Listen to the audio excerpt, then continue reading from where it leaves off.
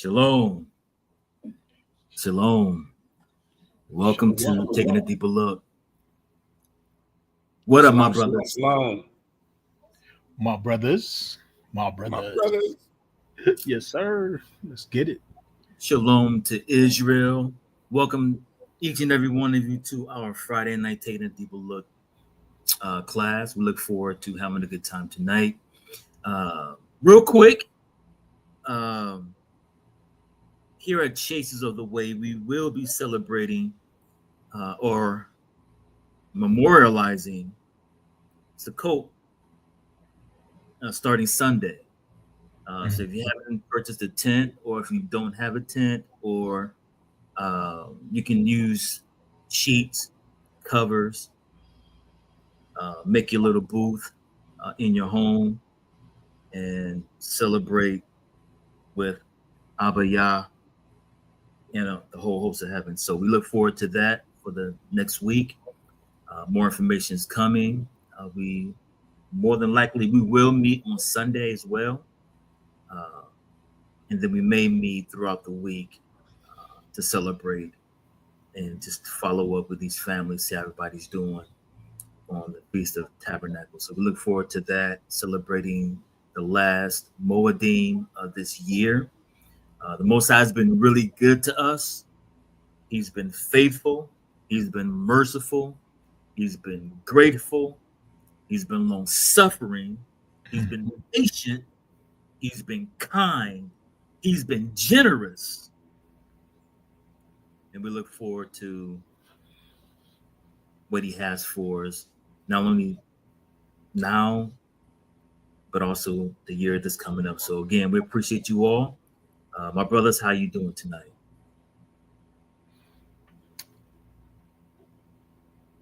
Doing grand, man, like 100 grand. Doing grand like 100 grand. Yeah, we'll see how he be feeling about 10:30 tomorrow our time. I'll be interested to see what he. I'll be interested to see how he feeling around that time. Who's gonna be celebrating? I will see, big. For those that don't know, the college football teams we follow, they play each other tomorrow. So there's a little, for lack of a better term, civil war going on amongst the brethren. So we're gonna have a little fun with that. But with that being said, all is well, man. I can't complain. The Most High is the Most High. I was blessed with conversation with my sister and my dad today. So that was a blessing. And just on top of that, just Father do what he do. And so I'm appreciative of him and appreciative of being on with you all tonight. So, yeah. All praises. All praises. Tasha.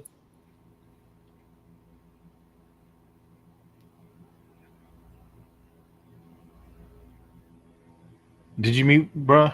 Or yeah, it sounded like you wanted that cut off. Yeah, you sound like you got cut off. Can I be heard? Yeah, now you can be heard. Okay. Well, again, we appreciate you all. We have an interesting conversation tonight. I'm going to put it in the hands of Elder Yehochanan to carry it for us. Go ahead, my brother. Absolutely. Shalom, shalom. Matter of fact, before we get going into that, let me shout out the people that's in the chat that came. I'm tripping.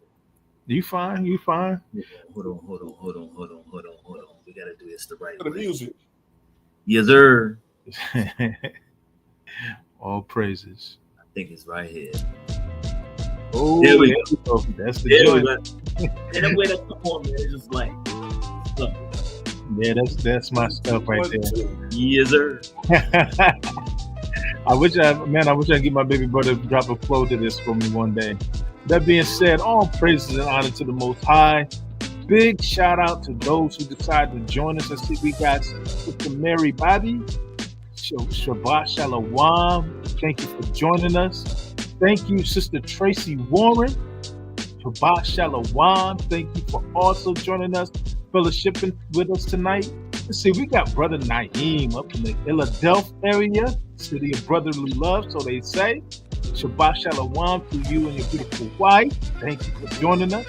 My big sister CC, the Marauder, aka the Songbird, aka More ways. Rib is definitely up in the building with us this evening. Shabbat Shalom. I got my sister Tasha from the Carolinas. Precepts is always on deck. Definitely looking forward and hoping for her interaction, especially from the scriptural standpoint. She is definitely in the house. My big brother, the Hooks, and I'm sure if he's saying the Hooks family is here, that means that my dear sister Kia Targaryen is nearby. I hope they snuggled up, hugged up, loving on each other.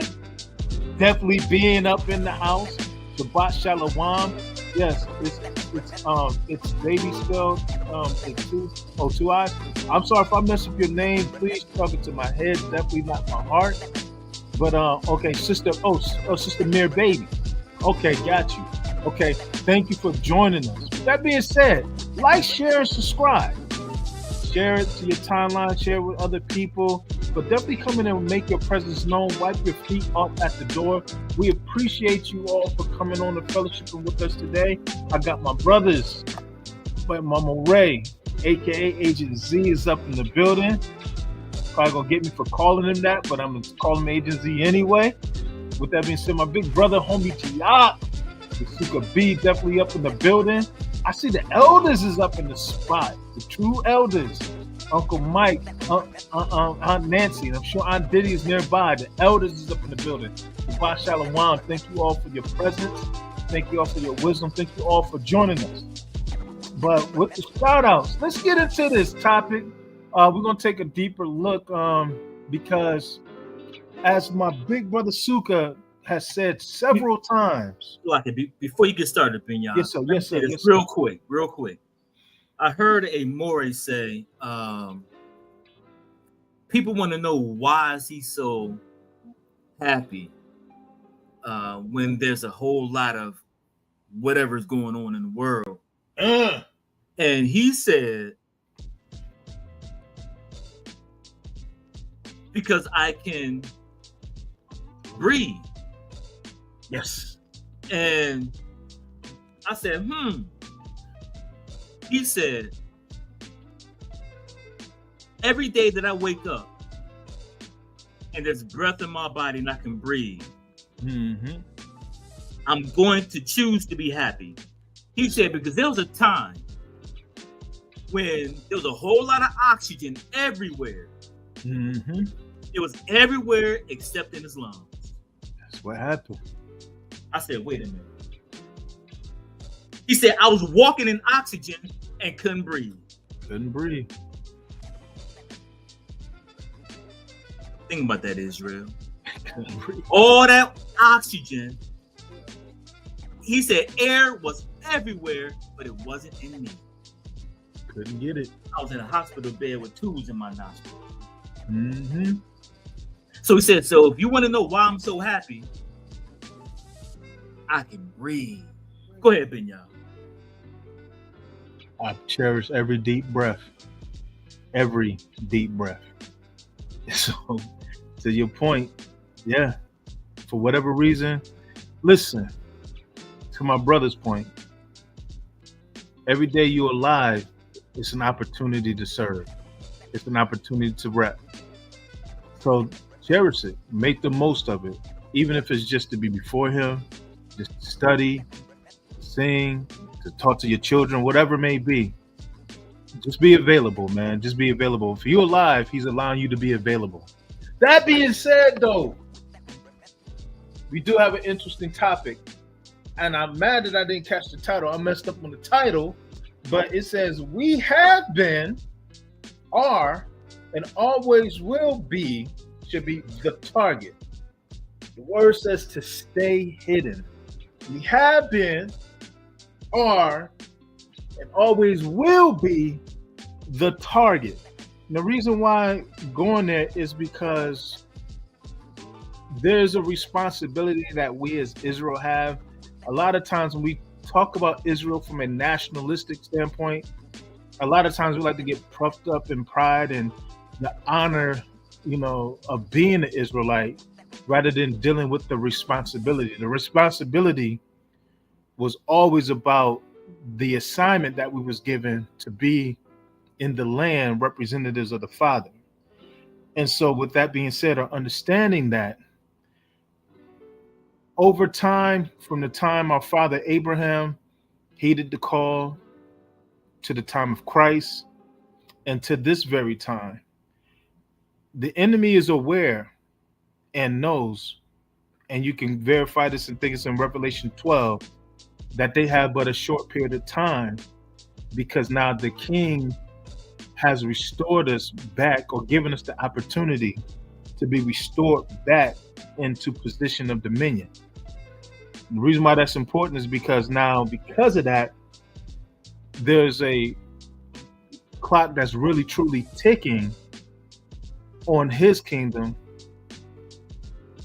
and a day closer, a minute closer, an hour closer, every time a minute passes is a minute closer to the opportunity that the king's kingdom is going to be manifested and it's going to come to pass. And so with that being said, the enemy is not going to give over or just readily just let us just have this plane of this world. And so because of the call, because of the mandate, because who the Father has ordained us to be, we will always be the target. Now, that's not, again, to make you puffed up. And that's not, again, to make you move in fear. But it's, again, to have us have the mindset to search the scriptures, to understand the scriptures, and see what's going on around us in the time, that we may look at it through the lens and through the eyes of the Father, so that we can move circumspectly, or that we can move wisely during this time. And so as we begin to look at this and we talk about a couple issues or a couple things, such as matters like DEI or agendas that are passed by those who are supporters of MAGA, Making America Great Again, or if you see, like, I don't know if anybody was paying attention recently to the small caps. I like to call them the small caps. You know, the people, the imposters that are over in the land now. There was an agenda that was pushed. I think it was like a blue square or something like that, that was advertised to stop persecution or hate of them, where it's like, in a sense, the last ditch effort in order to get ahead of what it is that we're doing and try to help them keep their place.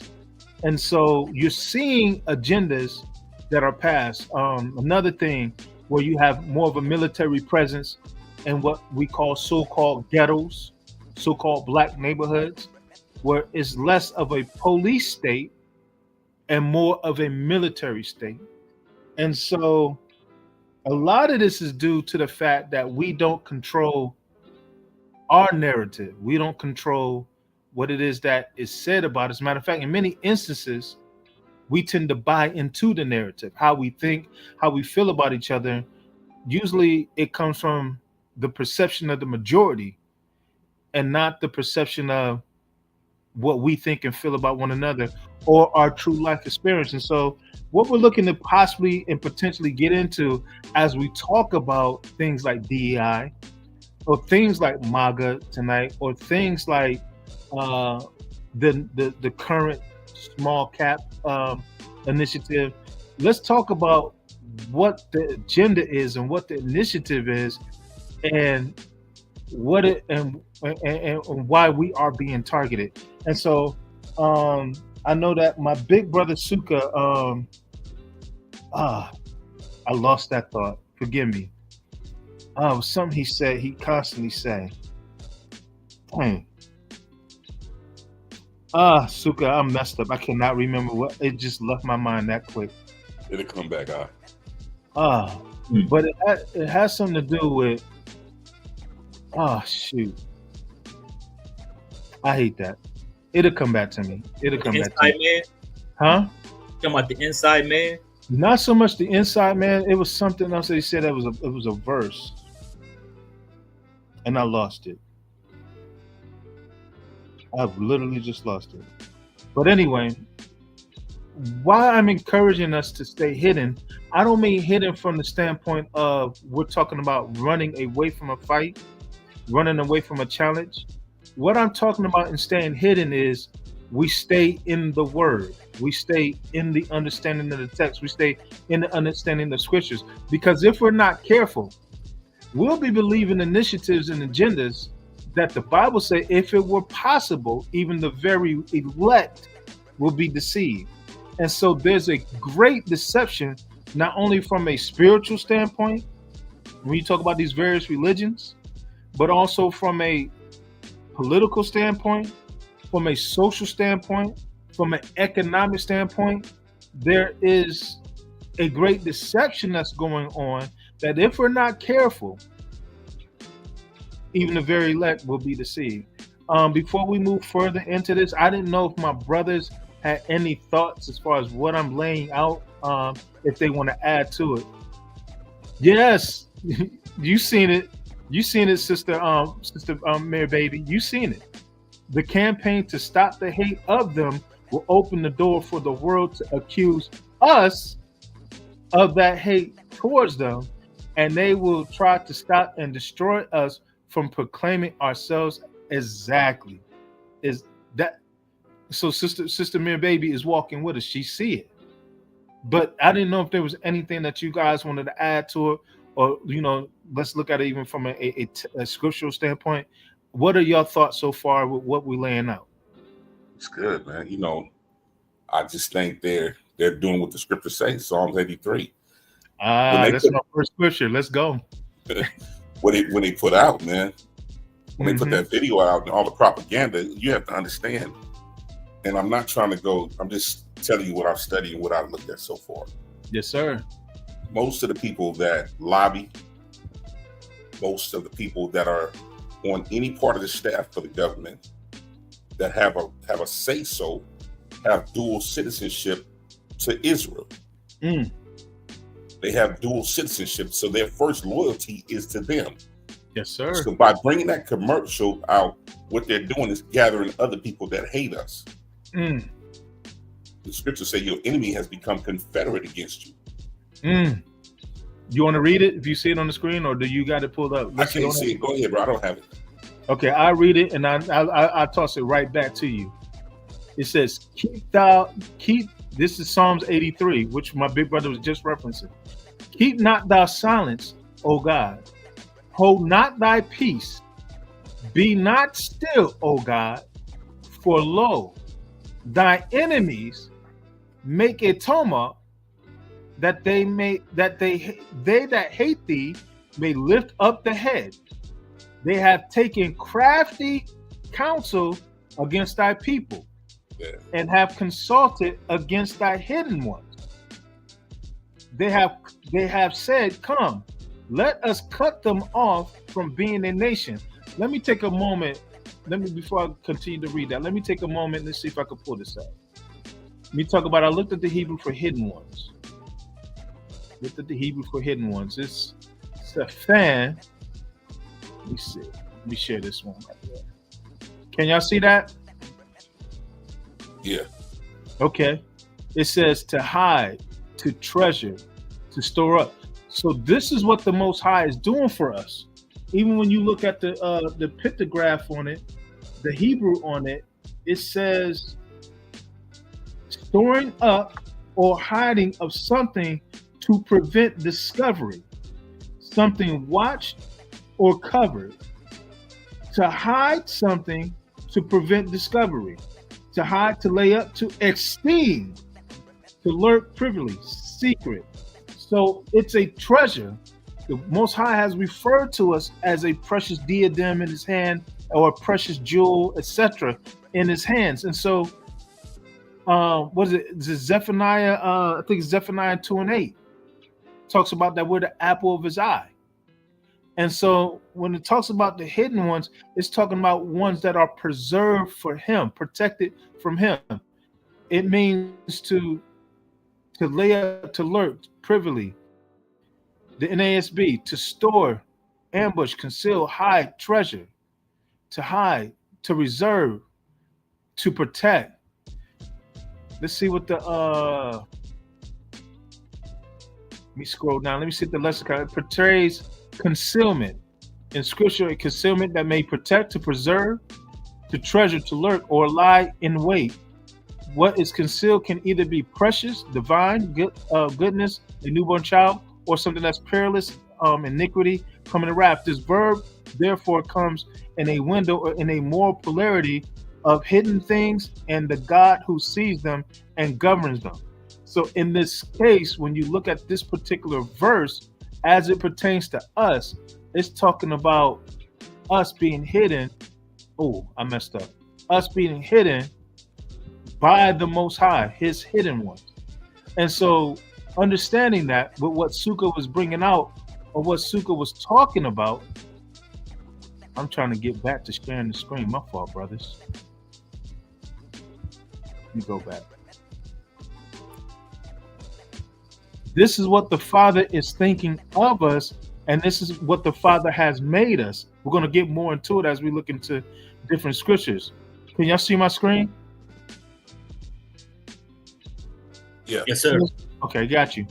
So verse 83, chapter 83, verse 4. It says, they have said, come, let us cut them off from being a nation, that the name of the most of Israel be no more in remembrance.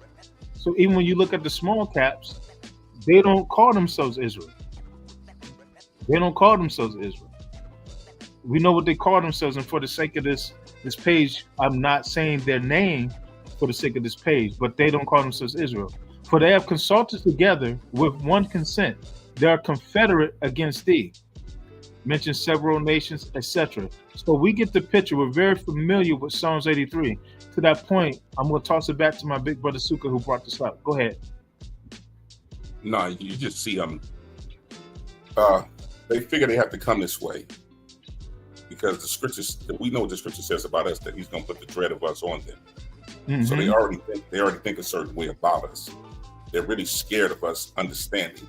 Mm-hmm. Let me go to this real quick. Let me help y'all. This really helps me. This will helps me a whole lot. The word helps me so much. When I go back and I look through the so-called Old Testament, when I go to the book of the Chronicles of the Kings, and I go through the Kings, and I go through 1st and 2nd Samuel, I go through and I see how the Most High fought for us. I see how when Jehoshaphat called for a fast, and the Most High set ambushments. 1st Chronicles, the 20th chapter. I see when he set ambushments against our enemies. And let me help you something. Years ago, I don't know if anybody ever heard me tell this story. So I want to encourage you to believe him and trust him. Because see, a lot of people get shaky when they start hearing all this stuff and the news start flooding with all this drama and all this chaos, and we get a little nervous and we start like, well, what should we do? Hold on, let me tell you. One day I was sitting there, we were at home. About 1 o'clock in the morning, we were outside. We sit in the jacuzzi just talking. And I laid my head back and I started praying and I started thinking, and the Most High brought something to me. And he said, I always have an inside man. I said, I always have an inside man. The Most High has somewhere in every part of the government, every system, every company, every business, every platform, everywhere, the Most High has someone. Yes, sir. That will fight for us, will work for us, and work with us. Just go ask Daniel. Go ask Esther. Go ask the Most High, who do he have for you? I remember our old pastor, Elder Sewell, told me, he said, listen, just because they said no, keep calling. I'm going to give you somebody. Yes, sir. Don't stop, man. I'm telling you, don't stop believing. The Most High got somebody everywhere. Yes, sir. Everywhere, in every organization, every part of the state, everybody, country, don't matter, any country. Everybody worked for him. Everybody worked for him. So don't get shaky right now. Don't get shaky. They can knock on your door. Don't get shaky. Everybody worked for him. I'm done, huh? Yes, sir. No, you fine. Anything else you want to add, Moray? No, sir. Not right now. That's good, though. Yes, sir. So let's look at this. Just laying a little groundwork with a few verses. Let me go ahead and share again. Let's go. Just want to lay a few scriptural groundworks. I'm not going to elaborate on it much. Just want to show you all we in the book. So we're talking about the hidden ones. We're talking about ourselves. Let me share my screen. Let me go to Psalms 91. Very familiar passages. share that. It says, he that dwelleth, can y'all see my screen? Yes, sir. Okay, let's go with it. He said, he that dwelleth in the secret place, hidden, in the secret place of the Most High, shall abide under the shadow, under the authority, under the covering of the Almighty. And this is what we'll say. I will say, he is my refuge and my fortress. Fortress is usually a term, a military place, a military embankment, a place where defense is taking place. It says that he is my refuge and my fortress. My God, in him will I trust. Surely he will deliver thee from the snare of the fowler. We're being hunted. He will deliver us from the snare or the trap of the fowler, and from the noisome pestilence. In other words, the propaganda, the words that are being said, the false accusations that are being said, the propaganda. He shall cover thee with his feathers, and under his wings shall we trust. I'm making it personal. It says, shall thou trust, shall we trust. His truth shall be thy shield and thy buckler. He's our protection. Thou shalt not be afraid of the terror by night, nor the arrow that flieth by day, nor of the pestilence that walketh in darkness, nor the destruction that wasteth away. So new diseases and all the stuff that's coming out, all the good old boys acting the fool, all the stuff that we're seeing, ICE moving this, that, and the third, all sundown towns, everything that's jumping off. We're not going to be faded by that. 1,000 to fall at thy side, and 10,000 at my right hand, but it shall not come nigh me. Now, my brother Moraes always stood on this scripture. No matter what, he always said, no matter what they say, the word says it won't come nigh us. That only with thine eyes shall we behold the reward of the wicked, because thou hast made the Most High thy refuge, even the Most High thy habitation. In him we live and we move, we have our being, we trust in him. There shall no evil under his refuge befall thee, neither shall any plague come nigh thy dwelling, as long as we in him. For he shall give his angels charge over thee, to keep thee in all thy ways. They shall bear thee up in their hands, lest we dash our foot against a stone. We shall tread upon the lion and the adder, and the young lion and the dragon shall we trample under our feet. So even when we're in battle or any type of opposition, we're going to get victory, because he have set his love upon us. Therefore will I deliver him, and I will set him on high, because he have known my name, my Shem, my reputation. He shall call upon me, and I will answer him. I will be with him in trouble. I will deliver him and honor him. With long life will I satisfy him and show him my salvation. Any thoughts, brothers? That's cut. That's straightforward. It's beautiful. It said Deuteronomy 2:25. Anybody got that? Let me go to it real quick. Yeah, give me a sec.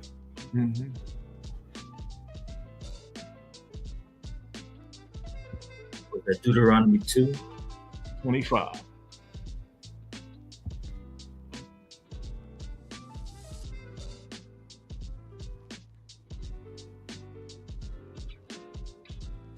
Deuteronomy 2, verse 25. Deuteronomy chapter 2, verse 25. This day will I begin to put the dread of thee and the fear of thee upon the nations that are under the whole heaven, who shall hear report of thee, and shall tremble and be in anguish because of thee. Why they doing the stuff they doing? Why they hate us? Why they come after us the way they do? Why is it that every initiative or every agenda that they push, even if it don't start out as us, we end up being the face of it? Man, they remember David. You know what? I'm curious. Mm-hmm. I'm curious to know what nation is fighting for us that we do not know. As you look at, he had Cyrus. Mm-hmm. He had, you had some nations that aided the Israelites. Mm-hmm. You think about our father Abraham, how he was amongst many different ethnicities, but he had favor. Yeah. I'm very curious to know behind the scenes what nation is actually fighting for us, who actually know that we are the real people and they're fighting for us. To your point, it's interesting because the man's reputation has been vilified over the years because of the Holocaust. But that individual, you know, if you know anything about the Holocaust, you know who that individual who's vilified is. That individual has always said that America is prosperous because they have God's chosen people. They have God's jewels. Now that's something that, you know, we haven't been able to find the documentation on, but that's something that's been put out there. And so I wonder if he really did make that statement, it would seem like a lot of people who are in other countries know who we are, but because we buy into the propaganda, the narrative, we tend to be our own opposition or the one who fights against us the most. And so when you look at these agendas, such like we're talking about, and I want to get into the DEIs and MAGAs and all this other stuff and get even the perspective from the chat. But when you look at what they say about us, like I was thinking about this even today. When we came into the understanding of who we are as a people, was it through a camp? Y'all remember, brothers? It was not a camp. It was not a camp. Matter of fact, one of the more prominent videos that we did come across was somebody who didn't even look like us. Y'all remember that dude? Absolutely. Yeah. He was an Anglo-Saxon. Most definitely. Remember he? Yeah.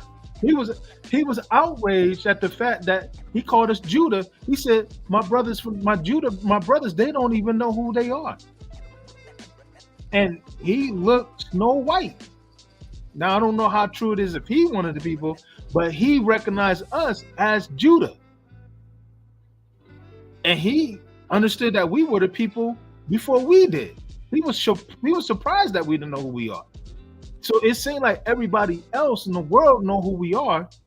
Even the president of what's his name? The president, I forget his Nazir or whatever his name, the dude from Egypt. Yeah, he literally said that they left black and came back white, which is why there will never be peace. That was King of Egypt. Yes, sir. Yeah. He said that. And so everybody knows who we are except us. As a matter of fact, the main ones that be opposing us be people that look like this, but that's because we buy into the narrative. We trust. As a matter of fact, just let me read a couple more verses and we could talk about it even more. I'm going to go to Isaiah 30 and I'm going to go to Isaiah 31. I'm just read 3 verses in Isaiah 30 and 3 verses in Isaiah 31. It says, woe, Isaiah 30. It says, woe to the rebellious children. Woe to the rebellious children, saith the Most High, that take counsel. We take counsel. We hear, but it's not of him. And that cover with a covering, but not of his spirit, that we may add sin to sin. That walk to go down into Egypt will walk or will trust those who have oppressed us rather than the scriptures themselves, and have not asked at his mouth. We have not gone into the scriptures to strengthen themselves. We'll go to other people and strengthen ourselves, or go rely on the strength of Pharaoh and trust in the shadow of Egypt. Go ahead, sir.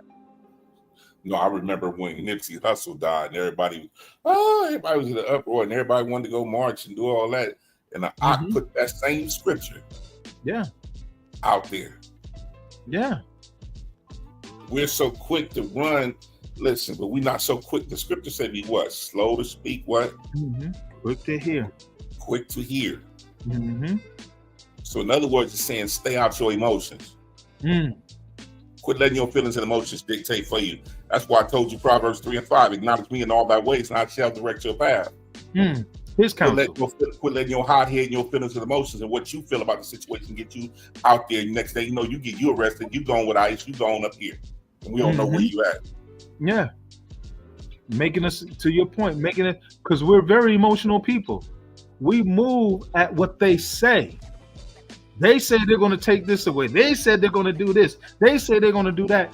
And their words become bigger because it's their counsel. Their words become bigger than the Most High that we serve. What they say, the book say, let every man be a liar, that the Most High may be true. He said that we are the head and not the tail, above only and not beneath. But according to them, when they say stuff, we quiver in fear. It says, therefore, shall the strength of Pharaoh be your shame, and the trust in the shadow of Egypt be your confusion. Let me read the next 3 verses for the next chapter, and we can talk even more. It says, woe unto them that go down into Egypt for help. Stay on horses and trust in the chariots, because they are many. So we trust in their might. We trust in the military. See that going on even now, because they are very strong. But look not unto the Holy One of Israel, neither seek the Most High.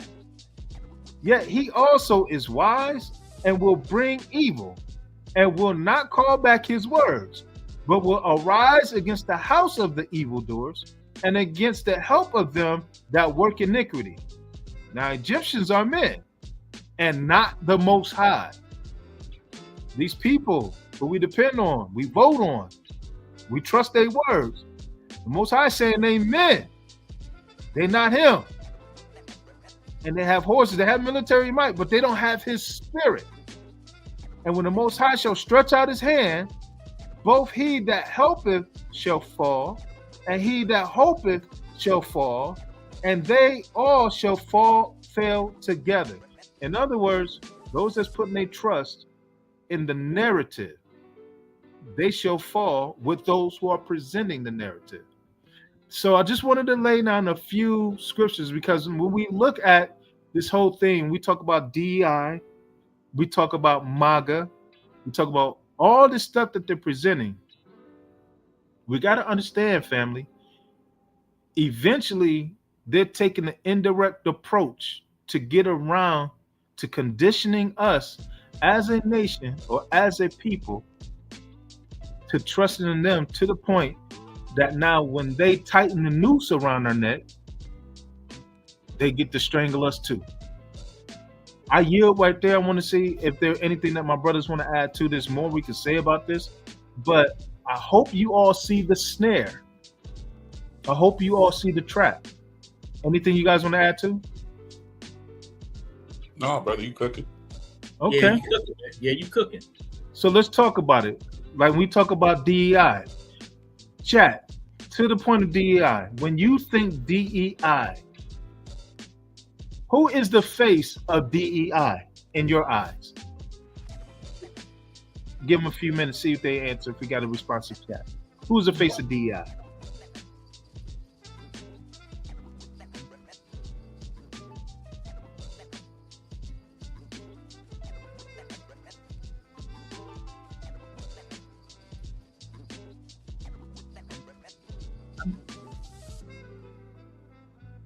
Anybody feel to respond? Anybody feel to reply? What was the question? Who is the face of DEI? Oh.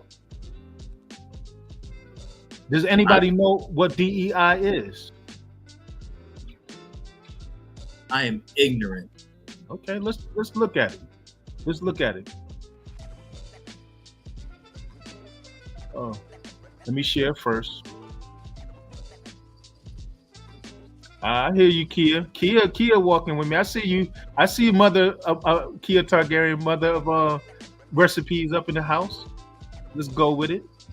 Israel, exactly. Let's talk about it. Let's see where that at. Okay, got that. Let me share that. DEI. Can you guys see my screen? Yes, sir. Okay, DEI stands for diversity, equity, inclusion. A set of practices and initiatives aimed at creating fair and welcoming environments where people from all backgrounds can thrive. Diversity refers to a wide range of individuals such as race, ethnicity, gender, and physical ability.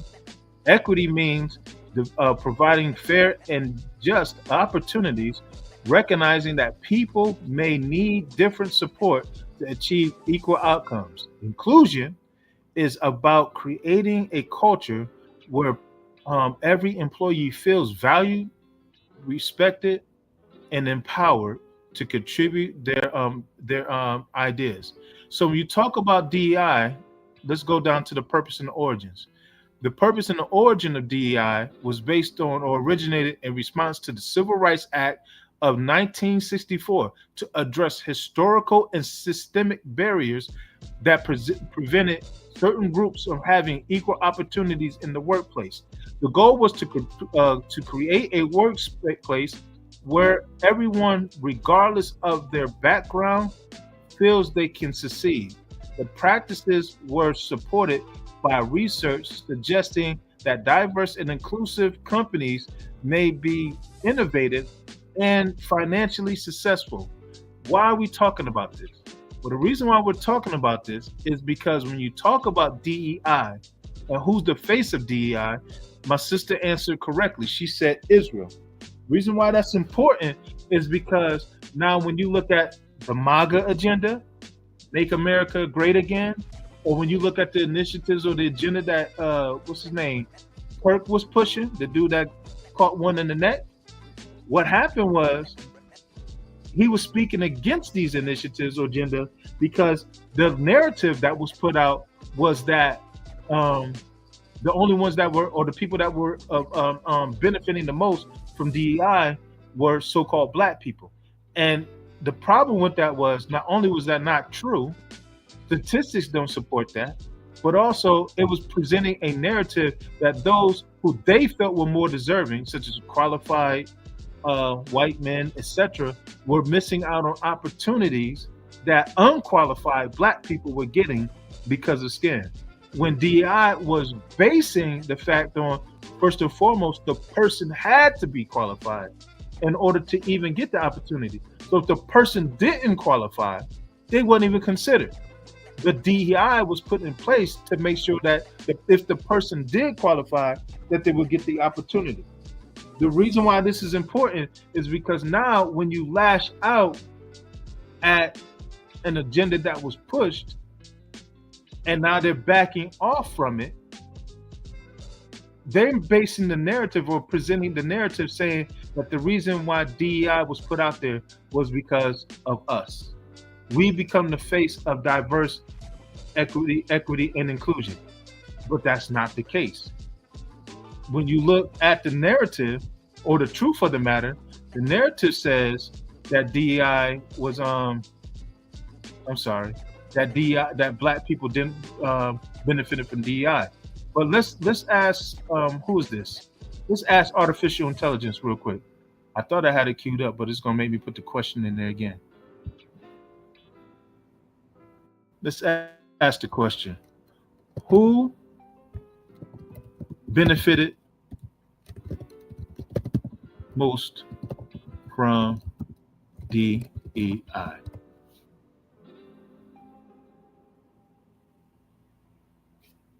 Anybody see that? Nah, bro, you gotta read that. Yeah, I can see it. You see it? It says statistically, who benefited most? White women. White women benefited most from DEI. So even the very initiatives or agendas that were supposed to be put forth to benefit us didn't benefit us at all. The very civil rights movement. So hold on. Go ahead. So it sounds like, for lack of a better term, they opened it up. They claim to open it up. Right, yeah, for the minority. Yeah. But really, it's to create it for someone else. It was to create it for them. So that's like going to war. So it's like telling somebody they're a menace, and if we don't do something, they're going to, let's say, destroy the world. So they'll go in, they'll create this narrative that these people need to be dealt with, and these people are innocent. Yes, sir. These people aren't doing anything evil. We haven't done anything. But to create a narrative, they create chaos, and they already have the answer. Yes, sir. Yes, sir. That's it. They create the illusion that we are getting ahead. That we are the problem. They create the illusion. Yeah. To make it seem like it's okay. Then you got the ones that are black gatekeepers. So that's another subject. That are black gatekeepers, mainly the boule, mainly your sororities and your fraternities, that block the way for us to get where we need to go. And don't let us see what we need to see. That's why we have to pray. It's like you said earlier, it be us, the main ones. Believing in their crafty counsel. Come on, man, and taking heed to it, man. Yeah. Yeah. And then push it on our people. Believing in their might. Yeah. Listen, the narrative is important because as long as they control the narrative about us and we believe it, we give power and strength to their narrative. To the point, and I see the chat was I couldn't see the chat earlier, but the chat was all over the DEI thing. Exactly. It was benefited white women and white male homosexuals. That was the second most, the people who were benefited the second most. When you talk about MAGA, and it's talking about make America great again. To our point, and we've always asked this, at what period of time? Hold on. You said the mantra is make America great again. Again. So what is he saying? Exactly. He's given, America is such, I enjoy living here. It has provided a lot for a lot of us. However, they perpetrate like we're flourishing as a nation. We have access to so much. But from a global perspective, the president has come in and says we need to make America great again. Yeah. So what is he actually telling us? That America is not great? Yeah. Yeah. But there's an illusion like there's nothing going on. Yeah. Think about it. To your point, Washington, D.C., they released the military to deal with what? Crime in D.C. Where else did they release the military to deal with crime at? Anybody recall?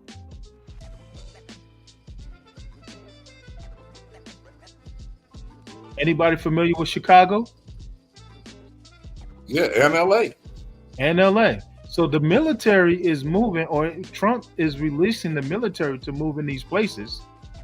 But yet, here in Houston, there's a profile of the so-called white man who has been responsible for at least 16 bodies in this area. But that's going under the rug. How come there's no military being released here to deal with that? How come that's not even hardly any news? Never mind the fact that when old boy caught one in the neck, it was looked at as a political attack, the left wing, but he came from a right wing family. But the narrative is that he did that, or that the left wing did that. But in all that happened, who was the target afterwards? HBCUs got threatened, and we understand what happened to the young man Trey at Delta State University. Go ahead. I'm sorry. I'm on this what's the name real quick, man. Yes, sir. He said, "Let's make America great again," right? Yes, sir. Could this be what we see in the book of Daniel? When, because we know the Most High, according to Nebuchadnezzar, the Most High raises the nation and he brings a nation down, right? For him to say, "Make America great again," I think, this is just my personal opinion, I think he's talking from a global perspective. When you look at America and the surrounding countries, yes, sir, our influence is not what it used to be. Agreed. Our commerce is not what it used to be. So in other words, if we can read between the lines, he's not ready for America to give up its authority and power. So now we got to start instituting things that make us stay on top. They don't want to come down and give their power to the next rising nation. Exactly. I could be off, but no, you're not off. Make America great again.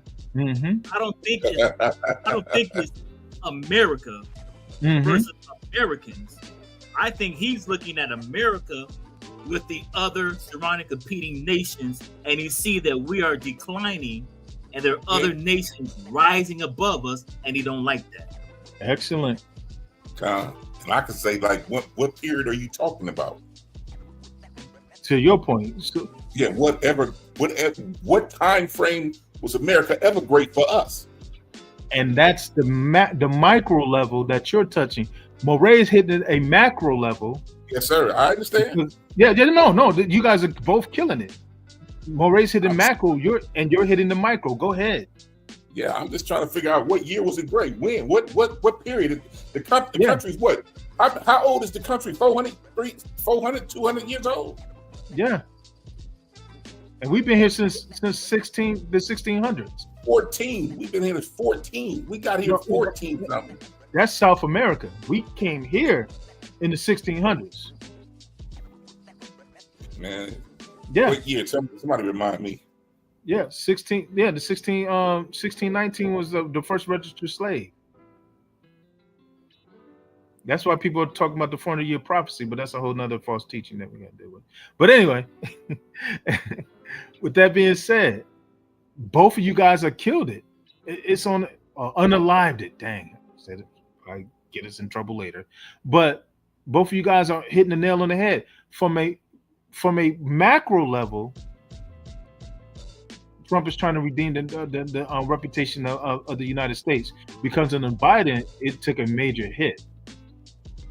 But not only that, but even under Barack, because he pushed so many different agendas, such as that, I don't even want to say rainbow agenda, but that alphabet agenda. I'm gonna say the alphabet agenda, because in pushing the alphabet agenda, that agenda is trying to be forced on other nations, and the other nations want nothing to do with that agenda.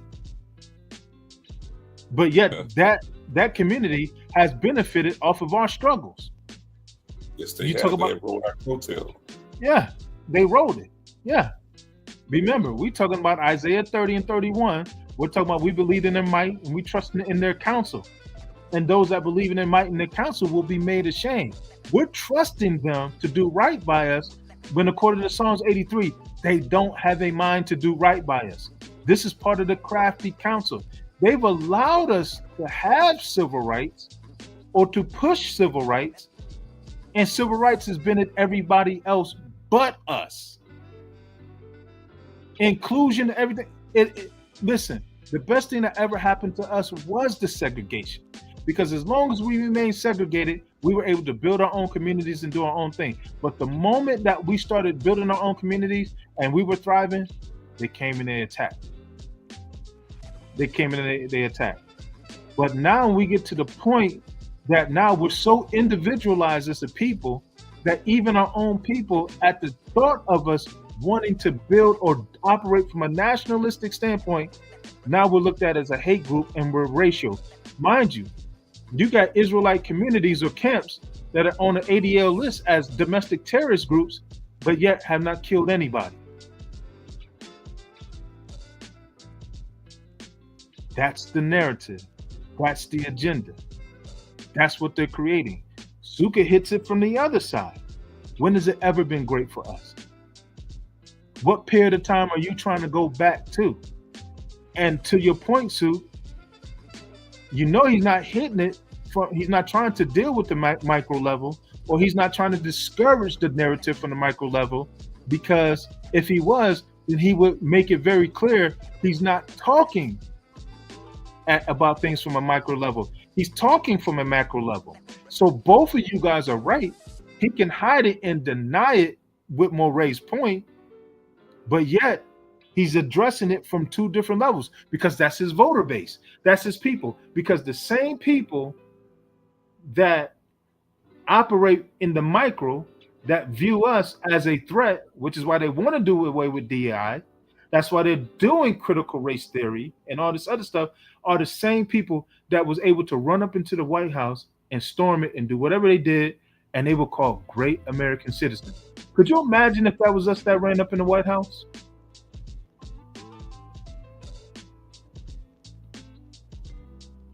Could you imagine what would have happened? Could you imagine the bloodshed, the court martials, or whatever? They would have brought the electric chair to the White House for us. But yet they able to run up in the White House, and they still living to this day to talk about it. I'm not talking about us getting equity treatment or fair treatment. I'm saying, listen, pay attention. Government shutdown. Why? Why is there really a government shutdown? We got funding to be able to give to everybody else. We got funding to be able to get to the small caps. But to the point of one of the sisters already said, they got to create a problem to come up with solution. They got to create a problem to already present the solution. They're already getting us used to having a military presence in our cities. Why is that? So when they tighten the noose on us, who are out on the streets, teaching and telling the truth about who we are, if they even give the appearance that we are, if they get the impression that we are a quote unquote, or they can make the accusation that we're a hate group, they have the right to come and arrest us with no cause. This is why Psalms 91 is so important for us, in order for us to stay under the shadow or under the covering of the Almighty, to be as wise as a serpent, but as harmless as a dove. We got to move circumspect in this time, because if we don't move circumspect in this time, we move out of season, we move out of term, we don't move with the right agenda, we don't have the right marching orders when we move, then it will come nigh us.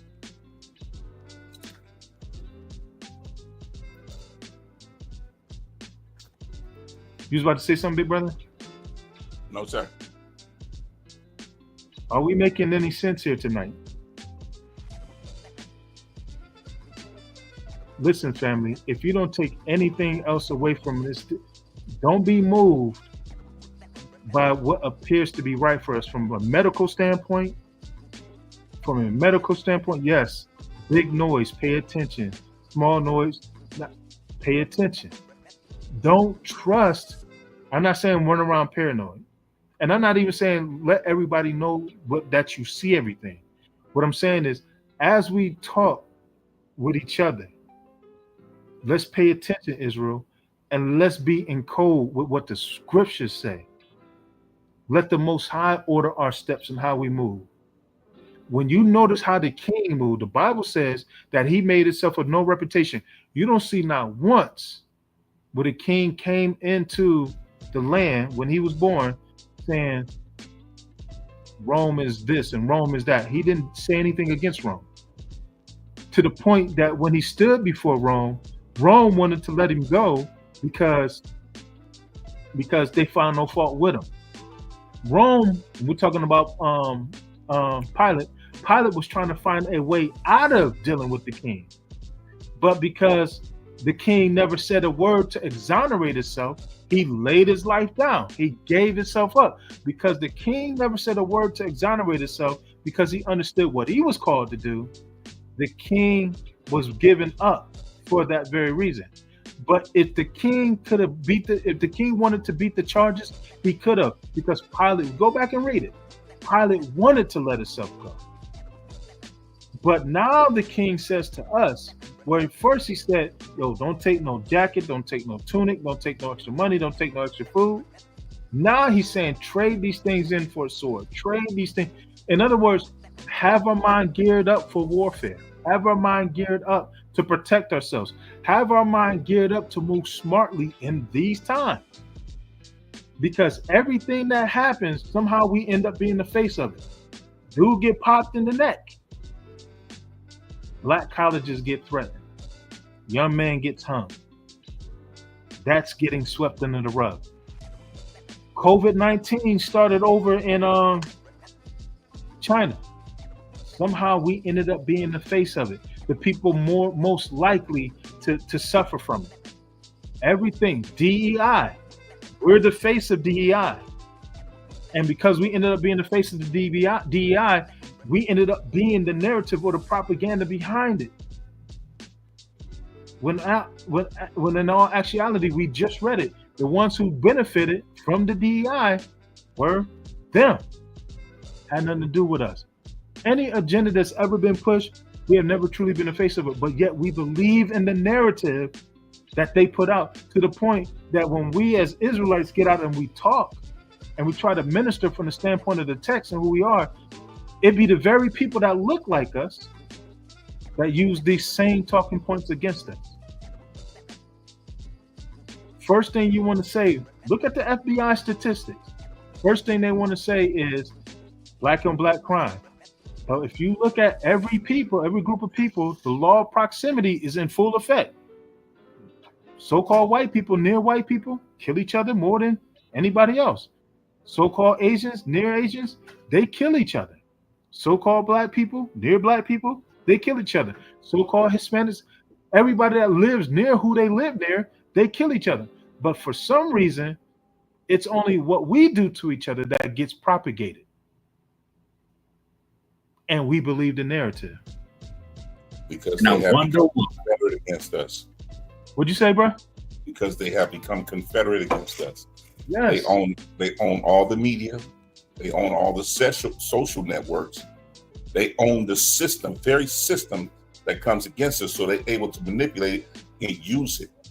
Yeah. Instead of us uniting, which we really don't know, because we're too busy fighting over doctrine and over the names and over certain texts. Mm-hmm. But I understand what Isaiah 52:8 says. When the Most High brings Zion again, we are going to see eye to eye. Yeah. So that's a day I'm looking forward to. Yeah. That's a day I'm looking forward to. And in order to get to that day, we got to be a part of the remnant. Somebody got to listen. When you look at Nehemiah, when you look at Ezra's time, and when you look at Zechariah, the scriptures are all around the same time. Haggai, when they came out of Babylonian, the Median Persian captivity, the word says it was those that the Most High gave a mind to come and rebuild. Not everybody that is looking like us, that is ethnic Israel, is going to be called to build with us. Not everybody that is ethnic Israel will understand how DEI is, how they moving with DEI, MAGA, and all this other stuff, or all these agendas that they are pushing. Not everybody's going to see what we see. And we got to be at peace with that. That's why the king said, listen, if they don't receive you, shake the dust off your feet and take your peace with you. Don't take your personal family when we get rejected by those that look like us, because we understand through the annals of our history. When you look through the text, everybody, the Bible says, many are called. Everybody left Egypt. Everybody left Egypt. But over time, the Bible says few are chosen. When the first captivity came about, guess what? Not everybody came out of Babylonian captivity. Not everybody came out of Assyrian captivity. Not everybody came out of the Medes and Persian captivity. Guess what? We go through captivity with the Romans and the Grecians. Guess what? Not everybody came out of that captivity. We got to be prepared for the fact that though we are Americans, though we are Brazilians, though we are in Japan, etc., not everybody's coming out of these captivities. Let me ask a question. Yes, sir. What realistically, because we've been spread throughout the world, and from a physical perspective, it's near impossible for us to come together. That's why we have to come together by spirit, being united with the Father. Yes, sir. But realistically, what could we do? When I say we, I'm talking about each individual community of believers that have some sort of relationship with someone else that's a believer, whether immediate family or not, doesn't matter. If they are a believer, what can we do realistically to change our plight as a community? Now, I know individually, you know, people have education, and individually many people have, you know, they're doing very well for themselves. But I'm thinking from a community perspective, more than two people. What can we do realistically? Realistically, the first thing this is just what I believe we got to do. We got to get to a point where, one, we start believing that according to what the Father said, and I'm starting with this, I will start with the Bible verse first before I get to the point. He said, greater is he that's in us than he that's in the world. Those ideas and gifts and callings, those talents that he put in us, we have as Israel, from a practical standpoint, within the confines of the current system, need to step out on those things. In other words, those businesses, those ideas, like my sister has Lastaya. I know there's a thing, I think I said it right this time, Kia, but there's something that I want to start as far as a youth outreach, etc. There's certain things that people are gifted at. You got people that are gifted in tech, etc. As we start to formulate and build community, we need to start networking more. I know Sukkah is major in that. And these things that, because we agree on the fact, even if there's some doctrinal differences, that we are Israel, we need to start a network of communication and networking and bartering in order to build community. So if it gets to the point where currency is not enough, that we can trade goods and services, if that makes sense what I'm saying.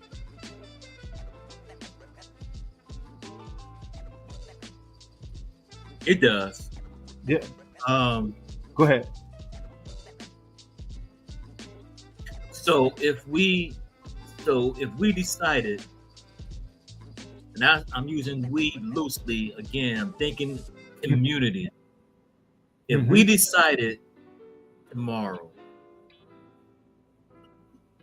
our community, what would be the first steps? What do you think would be the first steps if we're trying to build community? The reason why I'm asking that, because in the New Testament it said that when this new church was being formed, they had all things in common. and they began to sell their extra properties that they had, and things of that nature. And they were thinking community. Is that realistic for us in 2025, going into 2026, that we can get amongst community? And if we have an extra property, or if we have an extra vehicle, or something extra, that we can take that and then use that as a starter to build community. Is that realistic today? I gotta believe it is, because if they did it then, I think we're capable of doing it now. And I believe that the circumstances are going to be as such that we have to. Think about it. You have educational agendas. Like, you got a grandbaby, and your grandbaby is the target of their agenda when you talk about this the alphabet community, where they want these things being taught in the school, etc., to the point that you have students that can switch their gender and not have to tell their parents. And they're trying to make these things normal. And so it's getting to the point that we have people with educational backgrounds that will have to step out and start doing what Noah did, building the ark. What I mean by that is not building a literal ark, but building an ark of, okay, if we're not going to agree with their teaching, let's develop our own curriculum. And it may come to that. Like, people talk about him cutting Section 8 or him cutting medical. That's great. If you're going to step back as a government, if you're going to withhold funds, if you're going to shut down as a government, that creates the opportunity for us to step up. We have people that have medical backgrounds in Israel. Maybe they should start researching. Those people who have a passion for that, have the wisdom for that, to start researching means, herbs, means, other means by which we can deal with our health issue. Okay, another question. Go ahead. Do you guys think, and I can even open this up to the chat as well, do you guys think that we allow religion to get in the way of building community? Because many times, if someone doesn't believe how I believe, I don't associate. So could it be say that again? Our perspective is wrong. If we're trying to build community,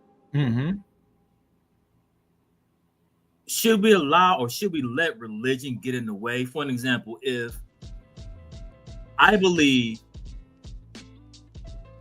in the virgin birth, and you don't, but we believe that you must be born again, we shouldn't let that divide us, right?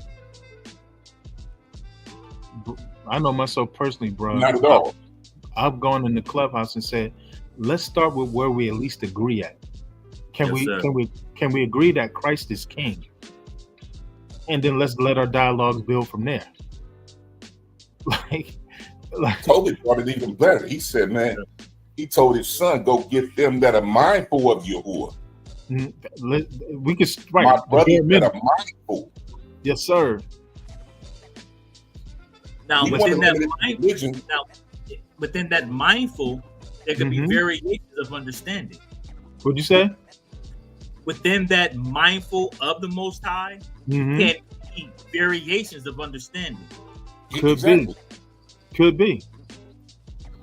And should we allow those variations to stop us from building? It didn't stop the first century, to the point that there were people that were presenting other understandings and doctrines, and we know this to be true because Acts 15 happened. And there had to be some people who were in leadership that stepped up and said, at least let's just start with these right here. Can we agree on these 4 principles? Exactly. So we can find the basic tenets or the basic foundations in which we agree on. We can build from there. We can build on the fact that we need financial literacy. We can build on the fact that we need to create employment opportunity. We could build on the fact that we need to control. Everybody else do it. Everybody else control their education. You got the small caps. They got their own laws, their own police force. And let me just say, you heard about the group, the family that just bought 5,000 acres down in Georgia, Georgia, and they created their own town. It's called Freedom. Yeah. Down in Georgia, they bought 5,000 acres together.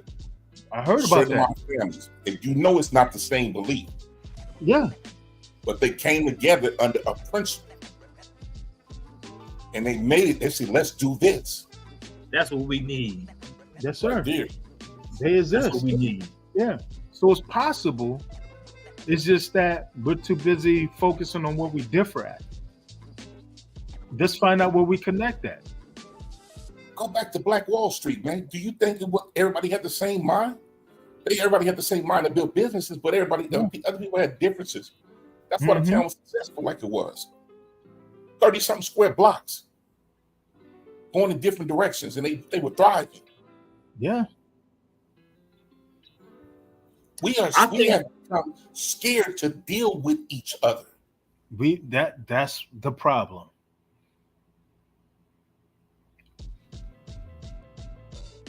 You done, Sue? That's interesting. Yes, sir. You just start so abruptly. Go ahead, Moray. You was about to say something? No. I'm saying that's very interesting. I think we're just too. I think we're too religious. Yeah. Because we don't have. I'm speaking general. I'm speaking very loosely. As for our people, we have a very small understanding of economy. We have a very low understanding of credit. Mm-hmm. We have a low understanding of how money actually works. Mm-hmm. We have a low understanding of supply and demand. Mm-hmm. We're too much of spenders and not investors. Yeah. But yet, when it comes to religion, we get A pluses. But those A's don't transfer to the real world. Am I making sense? Making total sense. Making big sense. So I think we need to learn how to marry the spiritual side of it to actually living on the earth. Because you have all these other pockets of ethnicities. And I'm not saying that we're living life if we have a surplus of money, or we're living life if we take vacations around the world. I'm not saying that. Right. But when you look at our people from a general perspective, we're at the bottom. Because we've been trained to be individuals and not a nation. Exactly. So it goes back to the point of what can we do like tomorrow to start building community within our own little network of people. Interesting. Yeah. I think the first thing we need, like Noah was given an assignment. And in order for humanity in and of itself to survive, he had to step out on that singular thing that the Most High said. He said, if you be faithful over a few things, I'll make you ruler over much. So it's that one thing that you've been called, that you've been gifted to do, that will benefit me. It's been that one thing that I've been called, that I've been gifted to do, that benefits you. We need to step out on those things and develop those things and let the Most High fitly join them together. Look what Naeem said. Man. Wow. He literally just took the words out of did you just say some simplify what I took all night to say in a simple sentence, young man? You literally did that. You literally, it took me all night to get that out. He just said it, and what we are a people frequently equate faith in God with doing nothing. Exactly. Woo, boy, I got to give you a hand clap and a high five for that one.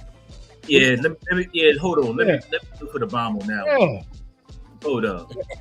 And I don't understand. Faith without works is dead. He We'll talk about literally what we wanted to do, and we won't try to start nothing. he literally gave us an assignment. All of us. Hold up. Let me get the bomb on that one. Mm-hmm. Yeah. Yeah, that's Yeah. whew. Whew, that's deep. Yeah. We go to church on Sundays, we go to church on Saturdays, Facts. and People- broke. People don't understand Exodus. It was literally building a nation. He said, let those who are full of wisdom for this and full of wisdom for that do those things.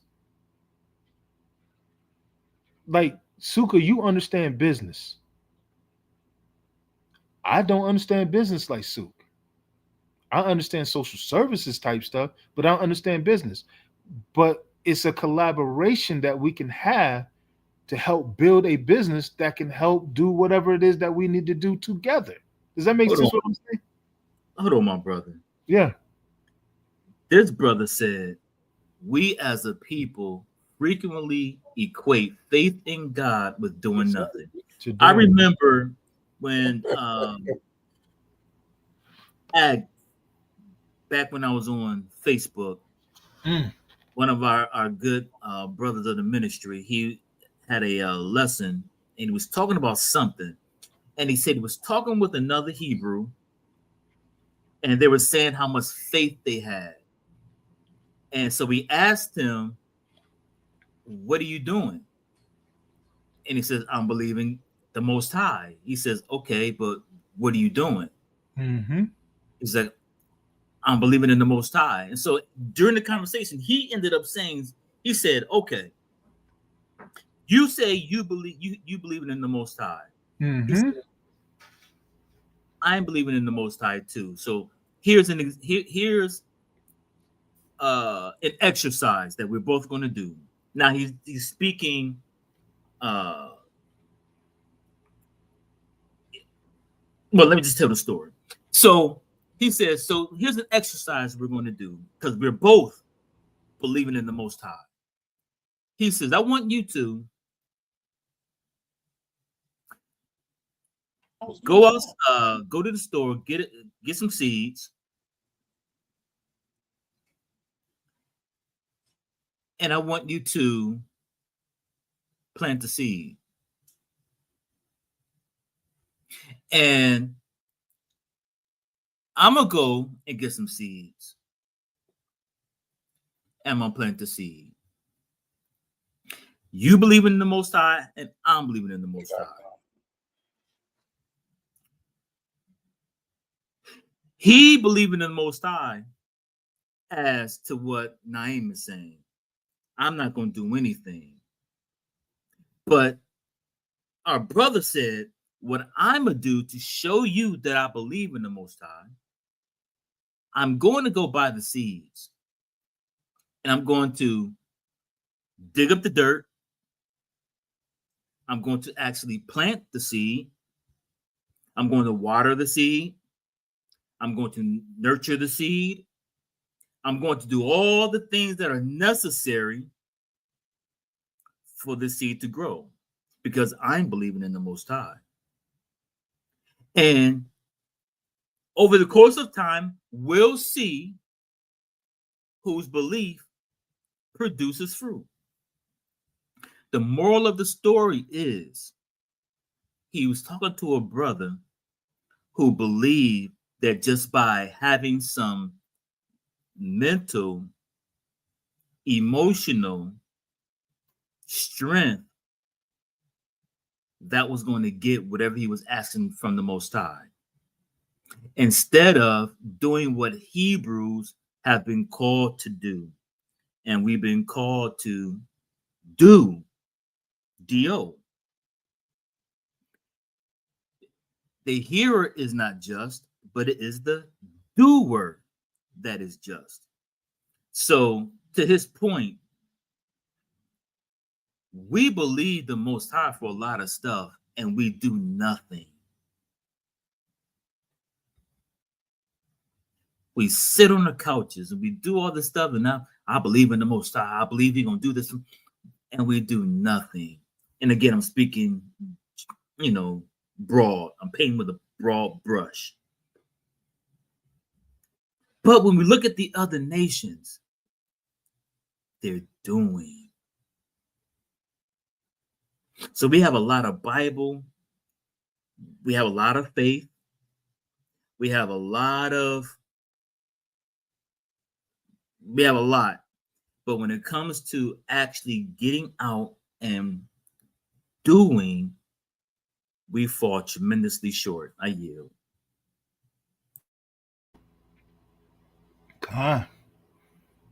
That's it. But those are like to the answers of your questions. To know what Naeem is putting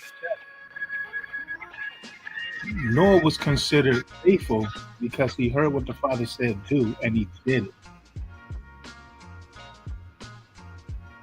That's the bottom line. But that's abiding under the shadow of the Almighty. We believe what the Father said, and we step on what He said. How does He know we trust Him? We follow His instructions. But yeah, that's all I really have concerning that. I just want us to understand.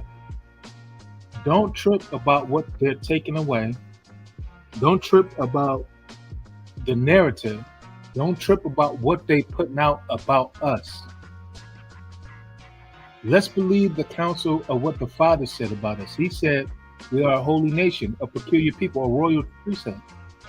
He said that we are the apple of His eye. He said that we can be above only and not beneath the head and not the tail. I'm saying all that to say this. He put in us both to will and to do His good pleasure. And He said it was His good pleasure to give us the kingdom. And according to the word says that the kingdom is nigh us, even in our mouth. We just got to step out and do. And we can't wait for everybody else that are on other nations to tell us who we are and what we should do when the Father already put in us to do it. So that's all I have for tonight. I hope there were some things that were said here. Thank you guys for the participation in the chat. I hope something was said that helped you think or make you think. Don't believe the hype. Don't be fretting or anxious by what they put out. Seek the counsel of those that are laboring with you in the text and in the spirit. Let's get an understanding and let's move forward together as a people, and let's walk our salvation out. That being said, brothers, is there anything you want to add? Sister Tracy up here on fire in the chat. That's it. Excellent. Suka, anything? No, sir. Beautiful lesson, man. Beautiful. All praise. What Naeem said. That was a hard hit. Yeah, that summed it all up. Should have had Naeem come up on stage and just go ahead and say that, and we could have wrapped up about 30 minutes ago. But yeah, that being said, we love you all. We thank you all. Again, please feel free to join us tomorrow for Shabbat class at 12 noon Central Eastern Standard Time. There you go. See, I'm not gonna live it down. Central Standard Time, so there won't be no confusion. 12 noon. 12 noon Central Eastern Standard Time. My brother. Wow. Yeah, man. My brother. Oh, anyway, all praise to the Most High. Hey, what he don't know as far as time zone, he's thorough with them scriptures. That's all that matters. With that being said, we love you all. Please feel free to join us if you're not fellowshipping with nobody. But if you are fellowshipping with somebody, be somewhere where you're going to be edified, fed, etc. Spend that time with the Most High, learn of the Most High, and enjoy your Shabbat. That being said, we love you all. We thank you all for coming with us tonight to take a deeper look. Join us again if you're not fellowshipping with anybody on our Chases of the Way channel for Shabbat class tomorrow. Thank you. Shalom, family. Shalom, shalom.